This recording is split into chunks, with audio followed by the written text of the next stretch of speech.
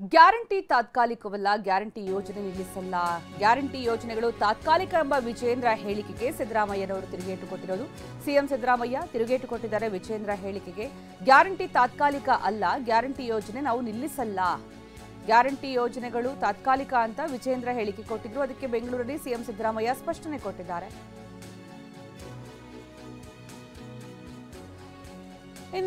ಇನ್ನು ಈ ಸಂದರ್ಭ ವಿಜೇಂದ್ರ ಏನ್ ಹೇಳಿದ್ರು, ಅದಕ್ಕೆ ಸಿಎಂ ಸಿದ್ದರಾಮಯ್ಯ ಯಾವ ರೀತಿ ಸ್ಪಷ್ಟನೆ ತಿರುಗೇಟು ಕೊಟ್ಟಿದ್ದಾರೆ ನೋಡೋಣ ಬನ್ನಿ. ರಾಜ್ಯದ ಕಾಂಗ್ರೆಸ್ ಮುಖಂಡರು ಇವತ್ತು ರಾಜ್ಯದಲ್ಲಿ 20 ಕ್ಷೇತ್ರವನ್ನ ಗೆಲ್ತೇವೆ ಅನ್ನೋ ಭ್ರಮಣೆಯಲ್ಲಿದ್ದಾರೆ. ರಾಜ್ಯದಲ್ಲಿರ್ತಕ್ಕಂಥ ಪ್ರಜ್ಞಾವಂತ ಮತದಾರರು ತಮ್ಮ ಬೂಟಾಟಿಕೆ ಮಾತುಗಳನ್ನ ಇವತ್ತು ನಂಬೋದಿಲ್ಲ. ತಮ್ಮ ತಾತ್ಕಾಲಿಕವಾಗಿರ್ತಕ್ಕಂಥ ಗ್ಯಾರಂಟಿಗಳನ್ನ ನಂಬೋದಿಲ್ಲ. ತಮ್ಮ ತಾತ್ಕಾಲಿಕವಾಗಿರ್ತಕ್ಕಂಥ ಗ್ಯಾರಂಟಿಗಳನ್ನ ನಂಬೋದಿಲ್ಲ. ಕರ್ನಾಟಕದಲ್ಲಿ ಈ ಟರ್ಮು ನಾವೇ ಇರ್ತೀವಿ, ಮುಂದಿನ ಟರ್ಮು ನಾವೇ ಇರ್ತೀವಿ. ಯಾವ ಕಾರಣಕ್ಕೂ ಕೂಡ ಈ ಯೋಜನೆಗಳನ್ನು ನಿಲ್ಲಿಸಲ್ಲ, ಗ್ಯಾರಂಟಿಗಳನ್ನು ಮುಂದುವರಿಸ್ತಕ್ಕಂಥ ಕೆಲಸ ಮಾಡ್ತೀವಿ. ಮುಂದಿನ ವರ್ಷಕ್ಕೆ ಅದಕ್ಕೋಸ್ಕರನೇ 52,000 ಕೋಟಿ ರೂಪಾಯಿಯನ್ನು ಬಜೆಟ್ನಲ್ಲಿ ಇಟ್ಟಿದ್ದೀವಿ. ಚಿಕ್ಕಬಳ್ಳಾಪುರದಲ್ಲಿ ಬಿಜೆಪಿ ಅಭ್ಯರ್ಥಿ ಡಾಕ್ಟರ್ ಕೆ ಸುಧಾಕರ್ ಸೋಲಿಸೋದಕ್ಕೆ ಖುದ್ದು ಸಿಎಂ ಸಿದ್ದರಾಮಯ್ಯನವರೇ ಅಖಾಡಕ್ಕಿಳಿದಿದ್ದಾರೆ. ಚಿಕ್ಕಬಳ್ಳಾಪುರ ನಗರದ ಎಂಜಿ ರಸ್ತೆಯಲ್ಲಿ ಸಿಎಂ ಸಿದ್ದರಾಮಯ್ಯ ಭರ್ಜರಿ ರೋಡ್ ಶೋ ನಡೆಸಿದ್ರು. ಚಿಕ್ಕಬಳ್ಳಾಪುರ ಕಾಂಗ್ರೆಸ್ ಅಭ್ಯರ್ಥಿ ರಕ್ಷಾರಾಮಯ್ಯ ಪರ ಮತಯಾಚನೆ ಮಾಡಿದ್ರು. ಸಿಎಂ ಸಿದ್ದರಾಮಯ್ಯಗೆ ಸಚಿವ ಕೃಷ್ಣ ಬೈರೇಗೌಡ, ಎಂಸಿ ಸುಧಾಕರ್, ಶಾಸಕ ಪ್ರದೀಪ್ ಈಶ್ವರ್ ಸಾಥ್ ನೀಡಿದ್ರು.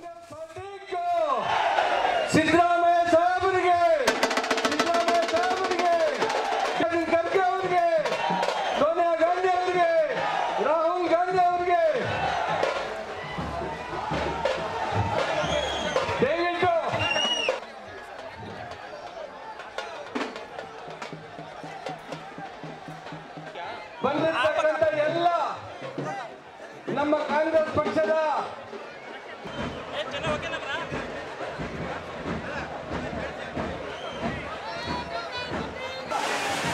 ನುಡಿದಂತೆ ನಡೆದು ಈ ರಾಜ್ಯದಲ್ಲಿ ಕಾಂಗ್ರೆಸ್ ಸರ್ಕಾರವನ್ನು ತಂದು ಈ ವೆಹಿಕಲ್ ಇರ್ತಕ್ಕಂಥ ಸದಾ ಭಾಗವನ್ನು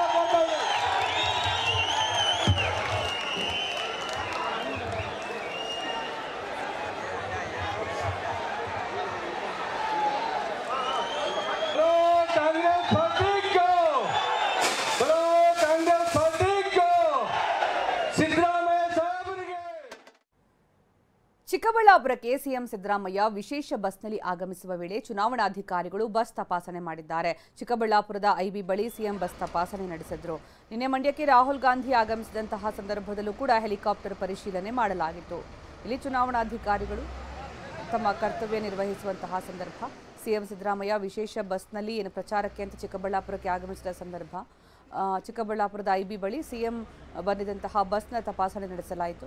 ನಿನ್ನೆ ರಾಹುಲ್ ಗಾಂಧಿ ಮಂಡ್ಯಕ್ಕೆ ಭೇಟಿ ಕೊಟ್ಟಾಗಲೂ ಕೂಡ ಹೆಲಿಕಾಪ್ಟರ್ ಪರಿಶೀಲನೆ ಮಾಡಲಾಗಿತ್ತು.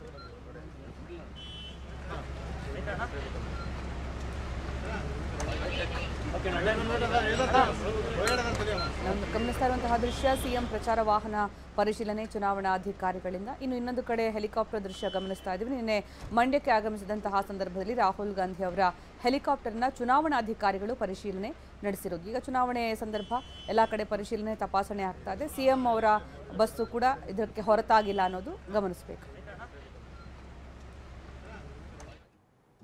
ಪಿಎಸ್ಐ ನೇಮಕಾತಿ ಹಗರಣ ಆರೋಪಿಗಳ ಜೊತೆಗೆ ಫೋಟೋ. ನಿನ್ನೆ ಆರ್.ಡಿ. ಪಾಟೀಲ್ ಬೆಂಬಲ ಯಾಚಿಸಿದ್ರು ಸಂಸದ ಡಾಕ್ಟರ್ ಉಮೇಶ್ ಜಾಧವ್ ಬೆಂಬಲ ಕೋರಿದ್ರು. ಇಂದು ಮತ್ತೋರ್ವ ಆರೋಪಿ ಜೊತೆಗಿನ ಫೋಟೋ ಈಗ ವೈರಲ್ ಆಗಿದೆ.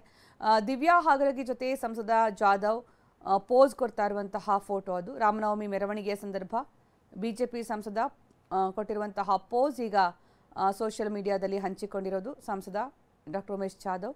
ಇನ್ನು ತಮ್ಮ FB ಖಾತೆಯಲ್ಲಿ ಈ ಫೋಟೋವನ್ನು ಅವರು ಹಂಚಿಕೊಂಡಿದ್ದಾರೆ.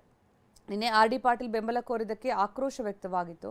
ಸಂಸದ ಡಾಕ್ಟರ್ ಉಮೇಶ್ ಜಾಧವ್ ನಡೆಗೆ ತೀವ್ರ ಆಕ್ರೋಶ ವ್ಯಕ್ತವಾಗಿತ್ತು. ಸದ್ಯ ಬೇಲ್ ಮೇಲೆ ಆರೋಪಿ ದಿವ್ಯಾ ಹಾಗರಗಿ ಹೊರಗಡೆ ಇದ್ದು ಲಕ್ಷಾಂತರ ಯುವಕರ ಭವಿಷ್ಯಕ್ಕೆ ಕೊಳ್ಳಿ ಇಟ್ಟಂತಹ ಪಿಎಸ್ಐ ಹಗರಣದ ಆರೋಪಿ, ಪಿಎಸ್ಐ ನೇಮಕಾತಿ ಹಗರಣದ ಆರೋಪಿಗಳ ಜೊತೆಗೆ ಸಂಸದ ಜಾಧವ್ ಸ್ನೇಹ ಹೊಂದಿದ್ದಾರೆ ಅನ್ನುವಂಥದ್ದು ಈಗ ಹೆಚ್ಚಾಗ್ತಾ ಇರುವಂತಹ ಆರೋಪ. ಇನ್ನು ಬಿಜೆಪಿ ಇನ್ನು ಬಿಜೆಪಿ ನಾಯಕರ ವಿರುದ್ಧ ಸಚಿವ ಪ್ರಿಯಾಂಕ್ ಖರ್ಗೆ ವಾಗ್ದಾಳಿ ನಡೆಸಿದ್ದಾರೆ. ಪಿಎಸ್ಐ ಪ್ರಶ್ನೆ ಪತ್ರಿಕೆ ಸೋರಿಕೆಯಲ್ಲಿ ಬಿಜೆಪಿ ಸರ್ಕಾರದ ಕೈವಾಡ ಇದೆ ಅಂತ ಕಲಬುರಗಿಯಲ್ಲಿ ಸಚಿವ ಪ್ರಿಯಾಂಕ್ ಖರ್ಗೆ ಆರೋಪ ಮಾಡಿರೋದು. ಏನು ಹೇಳಿದ್ದಾರೆ ಕೇಳೋಣ ಬನ್ನಿ. ಬಿಜೆಪಿ ಸರ್ಕಾರದಲ್ಲಿ ಇದು ಯಾವುದು ಅವರಿಗೆ ಮನಸ್ಸು ಮುಟ್ಟೋದಿಲ್ಲ ಅವರಿಗೆ. ಯಾಕಂದರೆ ಈ ಸರ್ಕಾರಕ್ಕೆ ಹಿಂದಿನ ಸರ್ಕಾರದಲ್ಲಿ ಬಿಜೆಪಿಯವರೇ ಈ ದಂಧೆನಲ್ಲಿ ಮುಳುಗಿದ್ರು. ಇದು ಪೇಪರ್ ಲೀಕ್ ಆಗಿರ್ಬೋದು, ಎಕ್ಸಾಮ್ನಲ್ಲಿ ಅಕ್ರಮ ನಡೀತಾ ಇರ್ಬೋದು, ಇವೆಲ್ಲನೂ ಕೂಡ ಭಾಳ ಸಾಮಾನ್ಯ ಆಗಿತ್ತು. ಮೋದಿಯವರು ಕೆಂಪುಕೋಟೆನಲ್ಲಿರ್ಬೋದು, ಪಾರ್ಲಿಮೆಂಟಲ್ಲಿರ್ಬೋದು, ಇಲ್ಲಿ ಕರ್ನಾಟಕದಲ್ಲಿ ಯಾವುದೇ ವೇದಿಕೆಯಲ್ಲಿರ್ಬೋದು, ನಾನು ಭ್ರಷ್ಟಾಚಾರವನ್ನು ತಡೆ ಹಿಡಿತೀನಿ, ಭ್ರಷ್ಟಾಚಾರಿಗಳು ಕಂಡ್ರೆ ಮೋದಿ ಕಂಡ್ರೆ ಭ್ರಷ್ಟಾಚಾರಿಗಳು ನಡುಗ್ತಾರೆ ಅಂತ ಹೇಳ್ತಾರೆ. ಆದರೆ ಇವಾಗ ಎಲ್ಲ ಭ್ರಷ್ಟಾಚಾರಿಗಳು ಬಿ ಜೆ ಪಿ ಸೇರಿಬಿಟ್ಟು ಪಾವನ ಆಗಿದ್ದಾರೆ. ಮತ್ತು ಇಲ್ಲಿ ಕೂಡ ಕರ್ನಾಟಕದಲ್ಲಿ ಕೂಡ ಬಿ ಜೆ ಪಿಯವರು ಮತ್ತು ಭ್ರಷ್ಟರ ನಂಟು ನಿನ್ನೆ ಸಾಬೀತಾಗಿದೆ. ಇವತ್ತು ಬಿ ಜೆ ಪಿಯವರು ಸುಮ್ಮನೆ ಅವರ ಪಕ್ಷವನ್ನು ಮರುನಾಮಕರಣ ಮಾಡ್ಕೋಬೇಕು. ಭಾರತೀಯ ಜನತಾ ಪಕ್ಷದ ಬಿಟ್ಟು ಭ್ರಷ್ಟ ಜನತಾ ಪಕ್ಷ ಅಂತ ಮಾಡ್ಕೋಬೇಕು ಅವರು. ನಿನ್ನೆ ನಮ್ಮ ಕಲಬುರಗಿನಲ್ಲಿ ನಮ್ಮ ಚಿಂಚೋಳಿ ಸಂಸದರು ಉಮೇಶ್ ಜಾಧವ್ ಅವರು ಮತವನ್ನು ಪಡೀಲಿಕ್ಕೆ ಬೆಂಬಲವನ್ನು ಕೇಳಲಿಕ್ಕೆ, ಈ ಚುನಾವಣೆ ಕೇಳಲಿಕ್ಕೆ ಹತಾಶರಾಗಿದ್ದಾರೋ